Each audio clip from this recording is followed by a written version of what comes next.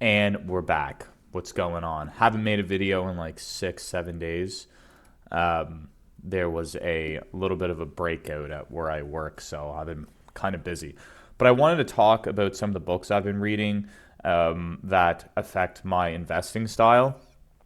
And I thought I would share them because they're pretty good books overall. Some of them are really good at explaining just the situation societies in general in right now. So yeah, I'll share these with you. So the first one was called Post-Capitalist Desire. It was written by Mark Fisher. This guy ended up killing himself. I think halfway through this book was finished. He was a university professor. And I'm not really a big socialist, communist kind of guy, but I like to read the other side because it's good to understand what they're saying. It's good to take the bits of wisdom that they have because every ideology has probably something good to share. And in this one, I felt that one of the smartest things he said was one of capitalism's survival techniques and one of its abilities to prolong itself is that when it sees something that threatens its existence, it absorbs it into itself, monetizes it, and then sells it back to you. A good example of this would be, for instance, Donald Trump was a really good example. So this was somebody that came in, threatened the system, said he was going to change things, be a big disruptor. The system noticed it, immediately attacked him like red blood cells going after like cancer cells. And throughout the years, they've co-opted him into the system, and now he's doing absolutely everything Israel wants. Now, I'm not getting into Israel issues right now. I'm just saying that if you look at how Donald Trump talked and how he acted in the first 4 years, and then during the Biden presidency, then compare him now, it definitely appears that he has been co-opted by the system. Another example is crypto. You look at cryptocurrency at the very beginning, like when I was in high school, BlackRock, Larry Fink, Ray Dalio, all these really big name investors, they wouldn't even touch crypto. They thought it was the stupidest thing alive. Look at crypto today. Who's talking about crypto today? Larry Fink, Ray Dalio, the BlackRock, like the biggest investors in the world are now talking about crypto because it was a threat to the system. It showed that we don't actually have to use a failing dollar that you guys are disgracing every day. We can actually make our own currency. We don't have to be slaves. And so what did the system do?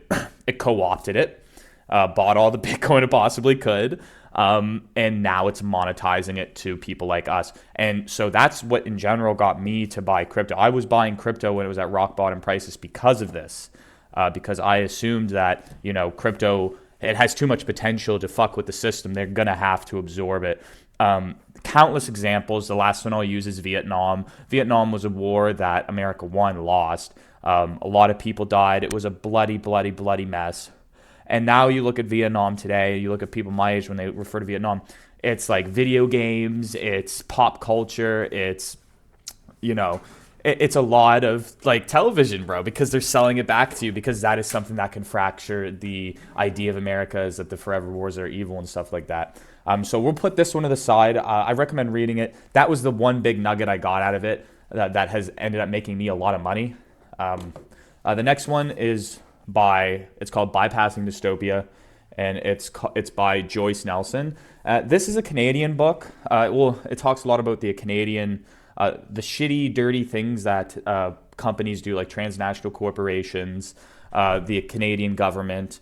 The big thing I learned about this is about ISDS policies, and those are international state disputes. So we'll go to ChatGPT and I'll let you guys read about that because it takes a while to explain it, but I'm just going to put it up here and you can pause it and read.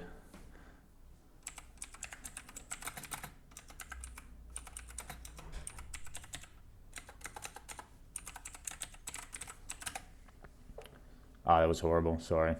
The spelling's better now.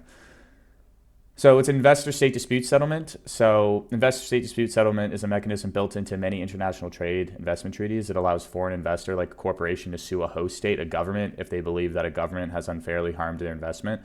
The idea is to give investors confidence when putting money into another country where local courts might be biased or unreliable. Essentially, what that means is we're going around your democracy, completely around it. Fuck the people, fuck you. And if you're investing, you're thinking, oh yeah, that's great and everything. No, it's really not, because you look at the country of Canada, it's been sued the most because of these things, and it pays the lawyer class. Essentially, what I'm getting at with all this is this book is really good, and it explains you not only ISDS, like how dirty those things are, but it explains to you what quantitative easing is and how much of it has been pumped into our own markets. There's been around like $40 trillion of quantitative easing. I'm not 40 billion, like 40 trillion or so. Yeah, like $40 trillion worth of QE pumped into the current economy.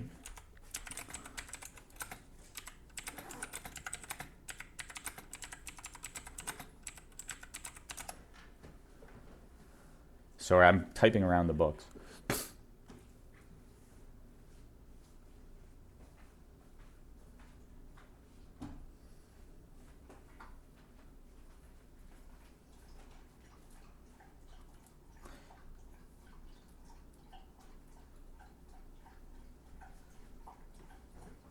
Okay, well, either way, lots of it has been pumped in the economy. It's just sloshing around in there. And that's what and reinforces my idea that, we should be buying gold. And I buy a lot of gold. Right now, I bought an ounce of gold. It's expensive, so that's why I only have an ounce. But slowly, surely, invest in things that protect you. I recommend reading this book. Just really good just to understand like the nasty fucking things that your government is doing to you behind your back. Also the companies and things like that. She has another one that's called Beyond Bankers. I definitely recommend it. This is a big one. This is called The Leviathan and Its Enemies by Samuel T. Francis. This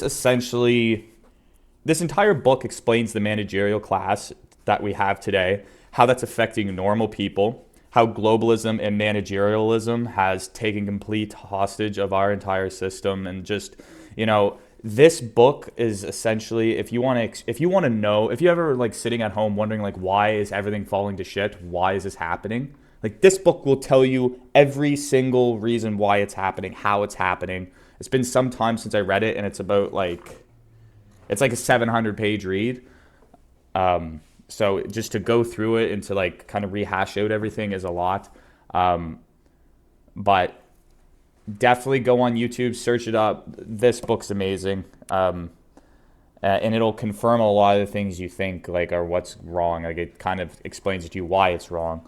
And then that kind of goes into tune with the 6 Faces of Globalization. This one is all about narratives, and whether you're a left-wing person, a right-wing person, a boomer NPC, this book will explain like all the narratives that are currently running the world today. And narratives do run the world because humans base their existence off stories. I mean, that's kind of how we run our lives, is through a big story, which is our own narrative. And just, some of the narratives in here is the left-wing narrative that people believe that the elite, like the people, the rich people themselves are the problem, and they're not paying their fair share, and they're like the ones causing all the problems. And then there's the corporate power narrative, where the people don't think it's the actual rich individual, they think it's the rich companies that are causing the issues. And then you get to the right-wing people, and they believe that their entire country, where the production and the manufacturing used to be, has been completely hollowed out, and all the jobs, rightfully so, has been given to Mexico, China, Canada, all these other countries, and has left them culturally, and just it's screwed them over. So when their narrative, when they view things, they don't see it as a rich guy. I mean, a lot of them do, but they more see it as the other. Where is their job going? Like, who's taking my job? Because a lot of these jobs people have held for like generations in their family, it's what gives them meaning. It's not just, oh well, we moved it to China, you're gonna have to get another job. Like, no, it just doesn't work like that. And so it explains that. And then it also explains the corporations' idea. And I mean, their idea is that they want you to have cheap goods, and all this stuff grows the pie bigger and things like that. And I think it's just a good book, because sometimes you get caught up in your own narrative and you think it's the only one. And it's really good to read other people's narratives and how they view the world. And that'll also help your investing journey and how you invest. Because, for instance, I'm not someone who is a big liberal person.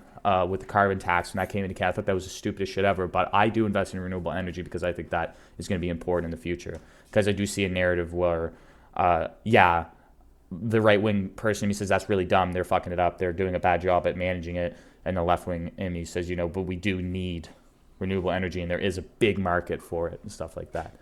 Anyway, guys, those are just some of the books I'm reading, and I know that wasn't a great breakdown, but you guys have the names of them, and I encourage you to go on YouTube and search it up and watch some videos on them or read them yourselves and have fun investing.